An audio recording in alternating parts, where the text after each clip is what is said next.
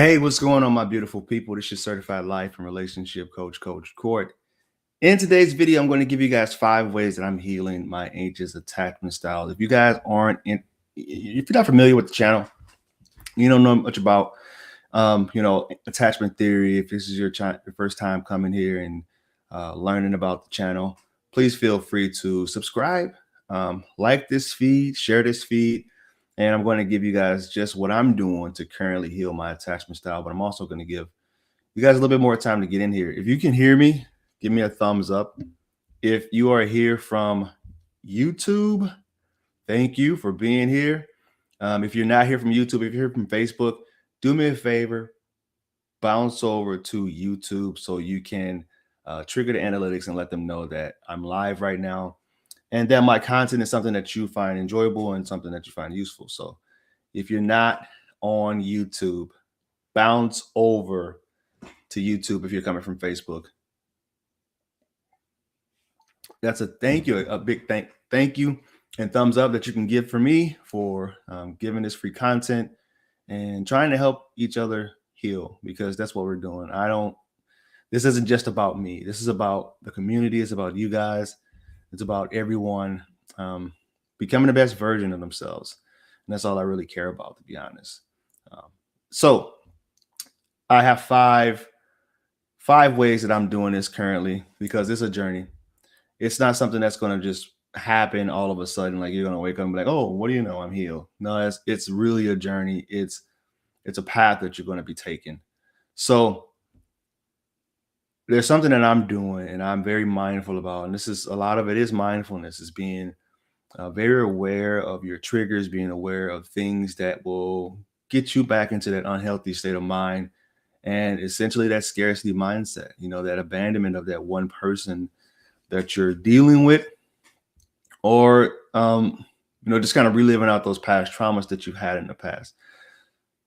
Hello from the Netherlands. Hey, Jenna, how you doing? Good morning. Thank you for being here. Appreciate it.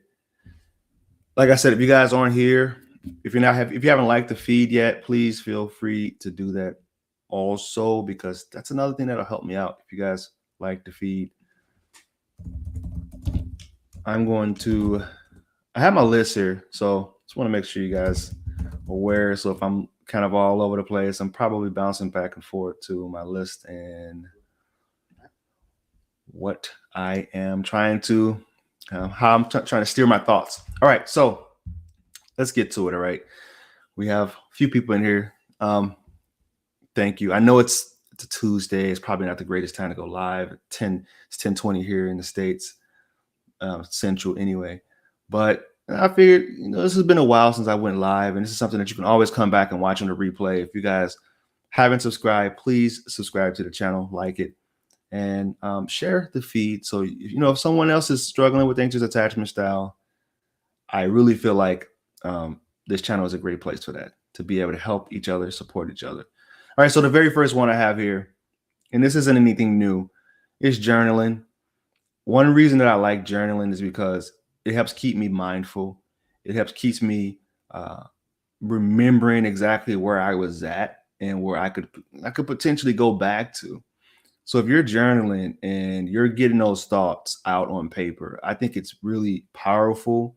When you see people going to lectures, if you're in school, if you're in college, you're getting lectures. So there's 3 ways that you're retaining that information. You're visually seeing the information on the board. If he's writing on the board or she's writing on the board, you're physically seeing it. So you're getting that, you're consuming that content that way. You're hearing it in the auditory way. I think that's the word. So you're seeing it you're getting it 2 ways, and then you're getting it a 3rd way. You're writing it down. So when you're journaling, you're writing, you're seeing it. And if you want to get that 3rd way, you can start reciting some of the things back to yourself. This is this is for sure why people do affirmations. So if you write down your affirmations and you're reading your affirmations, you're getting it 3 ways. You're consuming the content 3 ways. And then that's just kind of like a little trifecta way of getting that information. One reason that I don't really like listening to audiobooks, which is the only way I ever consume books, is because I can't see it visually. So I can, listen to it. I'm only getting it one way. I'm getting it audio. What's the word? What's the word? Help me out. In an audio way, but I don't see it. I'm not writing it. So it's probably going to take me a lot longer to consume the content or actually embody the content that I'm consuming. So when you're getting it 3 ways, that sounded wrong, but you got, you're watch, you see it, you're hearing it, and you're writing it. So that's why I like journaling. And then you can recite back some of the things that you're writing down. All right. The second one is meditation. All right. So meditation, there's a saying that I heard a very long time ago. It says when you pray, it's you talking to God. When you meditate, it's God talking to you. So when you're in meditation sessions, sorry, I'm a little rusty here. I'm trying to get back into the swing of things. When you're in meditation sessions, you really are sitting there, you're listening to that voice that's talking to you. And sometimes you may think it's your own thoughts going crazy and, anxiety, but it's a really powerful thing to do, because I was listening to a book yesterday, actually, Don't Sweat the Small Stuff. And in that book, he was talking about how blanks. All right, I'm just gonna wait for people to get in here so I can gather my thoughts. All right. I'm gonna gather my thoughts. And it's been a while since I've done a live session. Don't Sweat the Small Stuff. If you guys haven't read that book, please read it, listen to it, however you want to do it. It's a really good book. Really good book. So meditation, journaling, meditation, and dating mindfully. Now, what I mean by dating mindfully is you want to make sure that you don't quit dating, because people say they're going to take time out and say, hey, I'm going to heal my attachment style. Auditory, thank you. Appreciate that, Rosalind.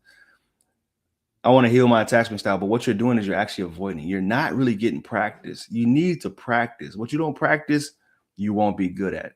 So when you're dating mindfully. I was talking to someone, actually coaching someone the other day, and he said that he actually, once he got his relationship that he had, it was like a 4-year relationship, he got out there and he dated like 50. He started dating a lot of different people, 15 people in a row. Now, he said he was very mindful about the way that he was showing up in those relationships. He wasn't leading them down. He lead them on and telling them, hey, you're the one for me. He just saying, look, I just got out of a serious relationship. I just want to see, want to get to know people, want to see where this goes. And that's kind of what it is. Like it's a numbers game. When you are someone who's quickly getting attached to people, you want to realize that there isn't a scarcity mindset, all right? You don't want to jump into the first thing that you find, because essentially what's going to happen is it's going to trigger you into your unhealthy attachment again. You're going to start fearing that abandonment, and you're going to stay in a relationship that probably doesn't serve you in the long run. And what I notice is when people are dating not mindfully, they're just kind of just going with the flow and just drifting all about. But that's not the way that you should date. You should date with intention. You should date in order to figure out what it is that you like about a person, and some of the things that you'll never tolerate. When I have people work on like manifestation, I have them make a list of the things that they want in a partner. And some things that are actually deal breakers. So they don't waste a lot of time with people who have a lot of deal breakers. And that's what you call dating, mindfully.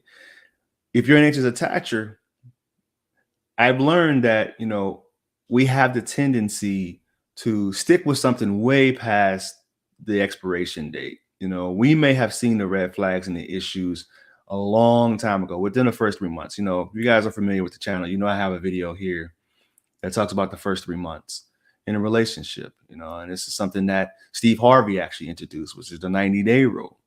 But his is a little bit more extreme. I'm not that extreme with the way that I say it or the way that I teach it, but you do see who a person is before 90 days. So this is psychology. When you think about, you go on and you applying for a new job and you get it, you have a 90-day probation period, and people can't hide who they are for longer than 90 days. Sometimes they'll show you these days, they'll show you who they are within the first month.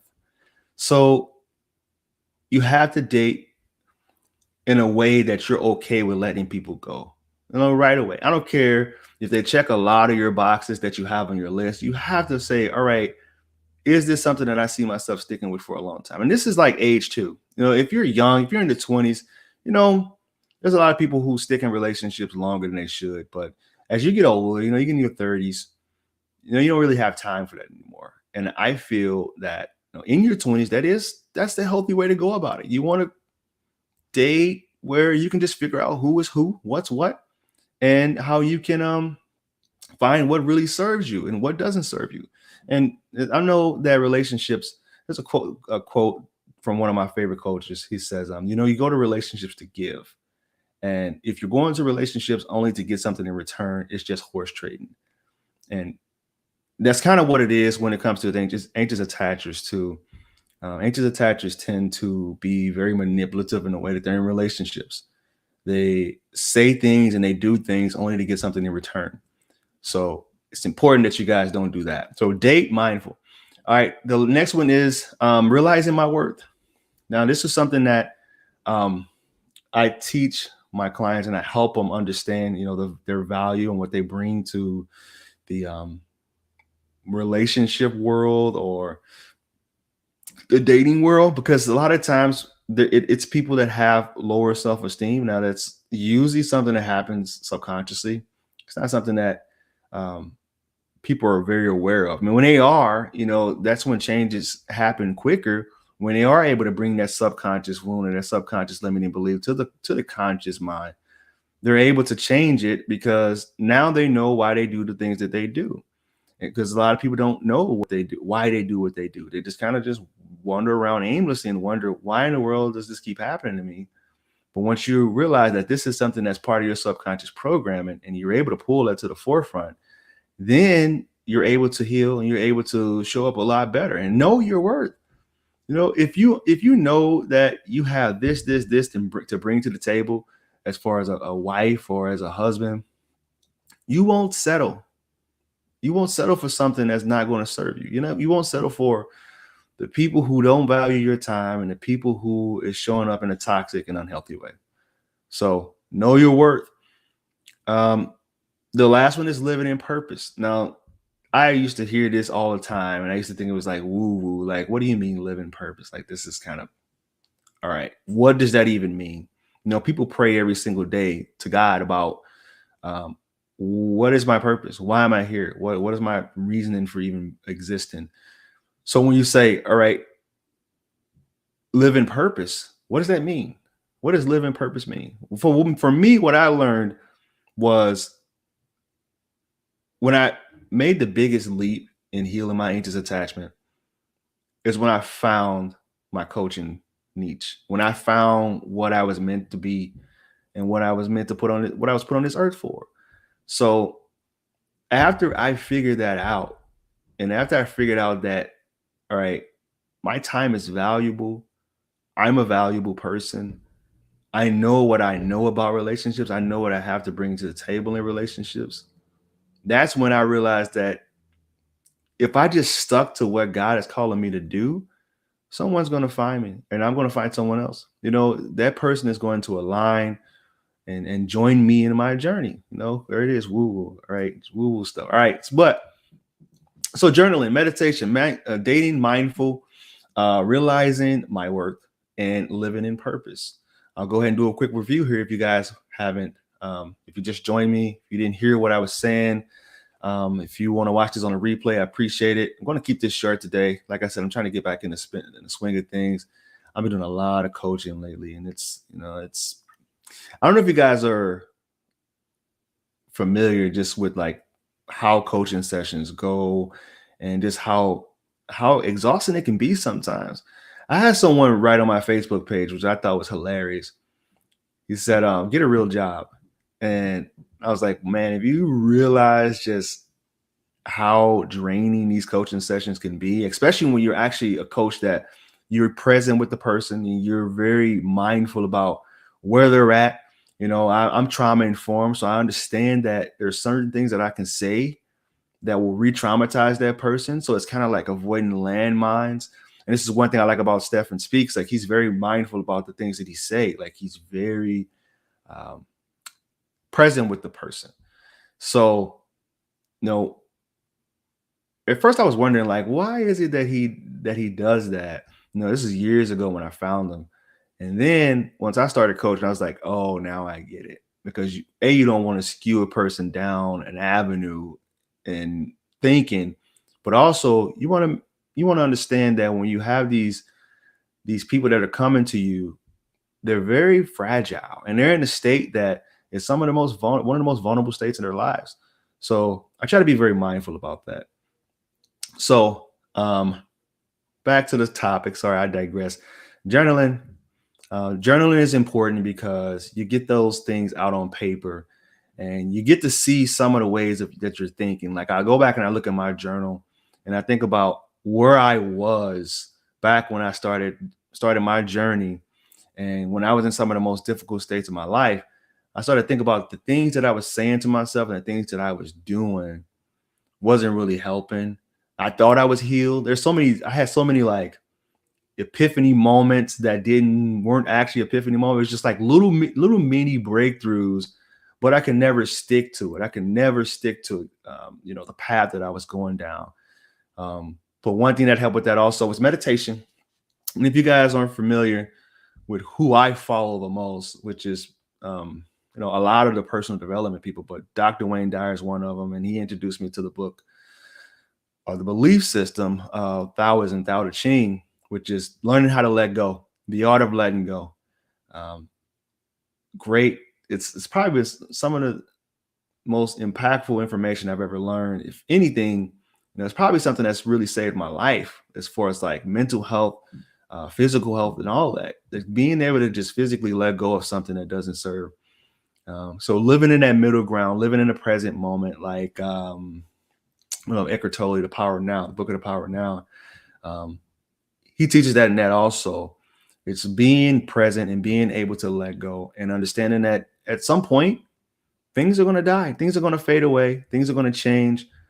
And I wrote in my first book, there's a guy that taught me maybe back in like 2012, 2013. It was part of my continued education course that I was taking. And I guess it was like, what was that course? I think it was like a secondary trauma course, how to cope with secondary trauma. If you guys don't know what that is, secondary trauma is when you're in the helping for profession. If you're someone who's a social worker or a mentor or a therapist, there's a thing called secondary trauma, which is like vicarious trauma, like the things that you were exposed to, you kind of get desensitized to it. And after a while, you may even get depressed because of all the things that you were being exposed to. And I worked with a lot of kids. So working in that world, in that realm, I got a big heart. Like, I'm an empathetic person. So when I see things happening to kids, it's important to have a way to maintain that stress or keep yourself to a healthy mental state. If you guys are in here, thumbs up the feed, share the feed. Appreciate you guys. Meditation and he taught me meditation also. And this was back in 2013. And he said, I think he might've been like 75.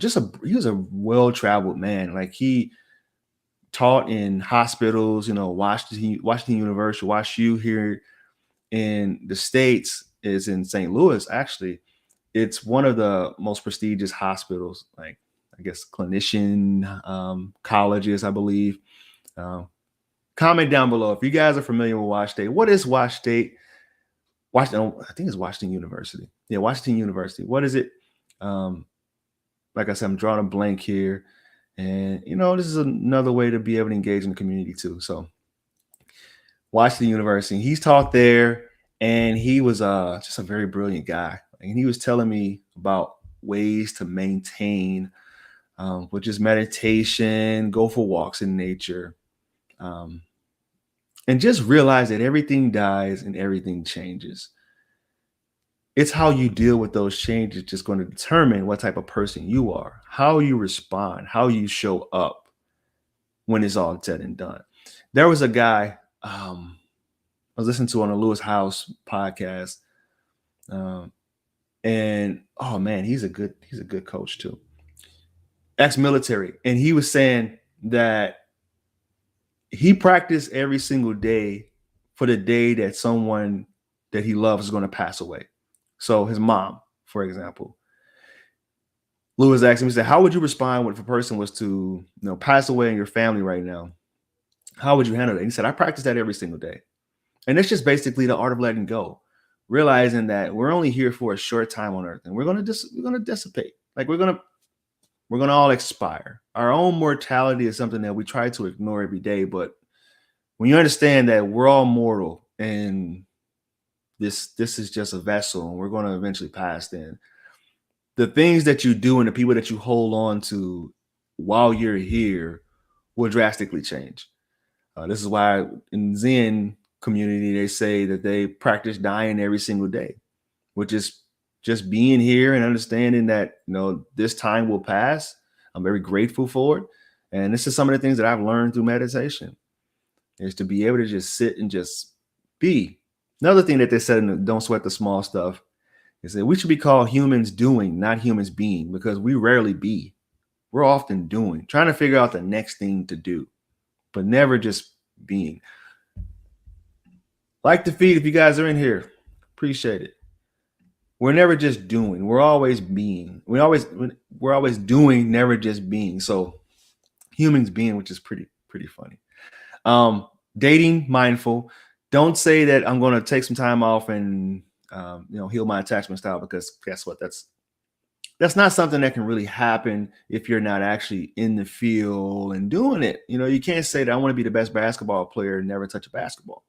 You have to be able to get in there in the gym. Like Drake said, he wasn't shooting with me in the gym. You got to be able to get in the gym, take the L's, get the bumps and the bruises from dating, and learning how to be vulnerable.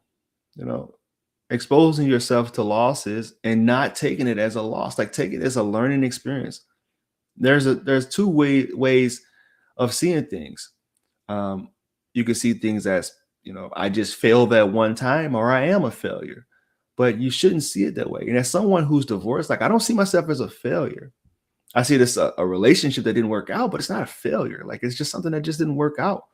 And this is something that I really try to get people to feel when I'm coaching them. It's like, if it just didn't work out, it just is what it is. What did you learn about this? How did you become a better person by going through this? Your experience should never be in vain. Like don't sweat the small stuff. The book, I don't know why I'm referencing that book so many times, but I think it's a really good, powerful book. I mean, it's a lot of things that, other people have said, but just kind of packaged in a different way. But take everything as a learning experience, every single thing. Your wins, the things that you've done right, that's a learning experience. Like, hey, I could do more of that. If you didn't win, if you lost, if it didn't work out, you got cheated on, like, all right, what did I need to learn about that person? What do I need to learn about those type of people in general? Because chances are the signs were there. You saw it. There were plenty of them. You knew something inside you was probably saying, yeah, this doesn't seem like a relationship that's going to be beneficial. It's going to work out for us. But as anxious attachers, we tend to stick around. I call it relationship loitering. Like we just kind of just hang around until that person either eventually leaves us or does something to the point where we feel like we don't have a choice but to leave. So in order to preserve our dignity, we don't have a choice but to leave.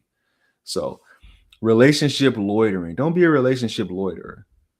No relationship is a failure. It's a learning experience to become better. Absolutely. What's up, Kayla? Hey, cousin.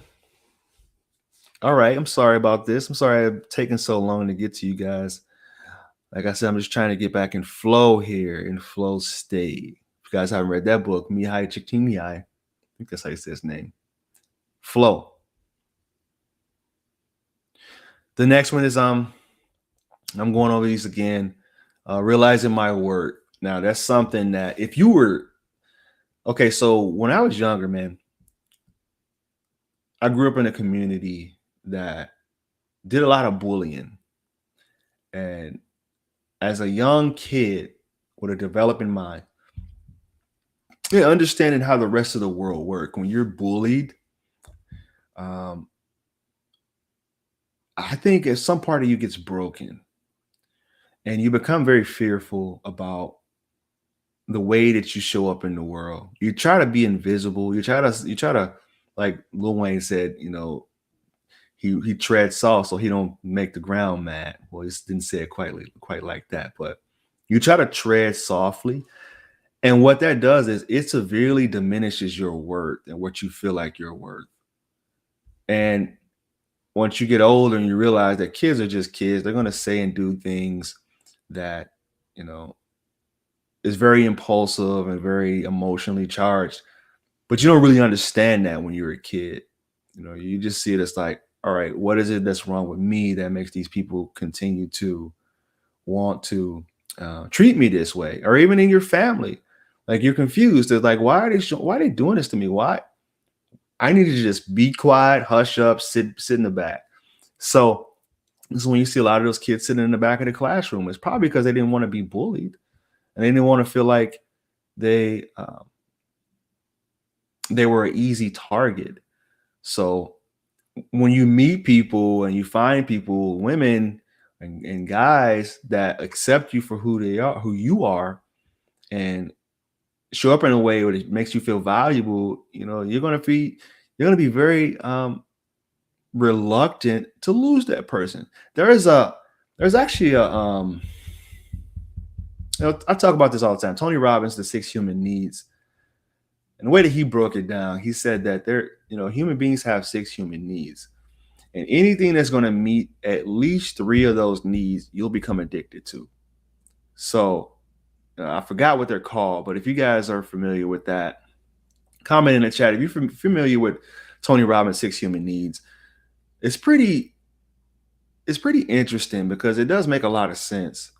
So if you find someone that makes you feel significant, makes you feel love and connection, and I think it's a few other needs. I can't think of them right now, but you'll become addicted to that person, and you'll have a hard time letting that person go. Because a lot of people that I coach that come to me that were secure or maybe even avoidant, and they end up getting triggered into their anxious state, and they're wondering like, I have no clue why this is happening. I've never been this way in the past.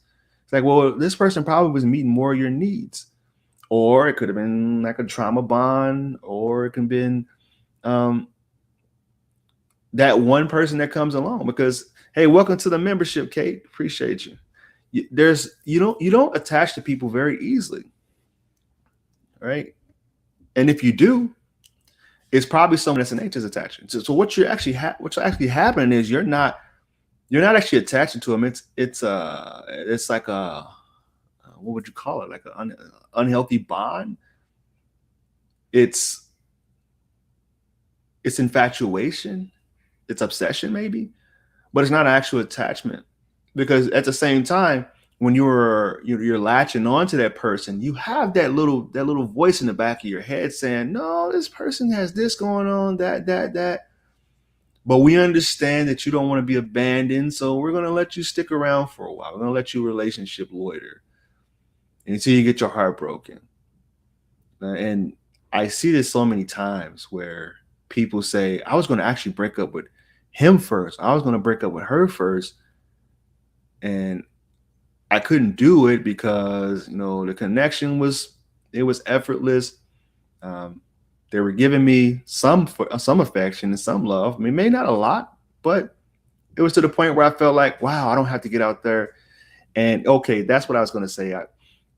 What I learned about anxious attachers is they don't have a lot of relationship experience, like healthy relationship experience. Like they'll be in relationships for 7 years, 8 years, and it'd be an unhealthy dynamic. It was something that they should have left a long time ago. So when they get out of that and they get back into relationships, they kind of latch on to the first thing that comes along because they're not used to letting things go. They're used to sticking around until it doesn't work out anymore. or until that person eventually leaves them. Because I can promise you that 8 to 9 times out of 10, people who are anxious attachers, they end up getting left and not doing the leaving because they can't. And if they do, it's probably going to be a monkey branch to someone else. But it's not like, all right, I'm going to break this off, regain my composure, get myself deactivated and recentered and do some healing before I get into the next relationship. It's usually like, well, I'm going to swing right over here to the next person. But it's not a healthy situation where they take the time to reset themselves and understand who they are, what makes them tick, and what they actually want out of a relationship. But there's my time. It's been over 30 minutes. I appreciate you guys. Sorry for the beginning, the rough intro, but speed through and get up to the good stuff. I appreciate all of you guys for always being here. Sandra, good to see you. Welcome to the membership, Kate. And I will try to do these live sessions a little bit more regularly so I can, knock out the cobwebs. We're springing into action. And, as you guys have been following me, you've seen the progression of the channel. You've seen, where we're at now and just how helpful these people in this community are as far as helping each other heal and understanding like some of the things that their partners doing or their exes are doing that are not really healthy. So this is just what this community is about: support, love, and understanding and healing. So as always, you guys know the saying, when you go be love, you'll never have to find it. Namaste. You guys have a good rest of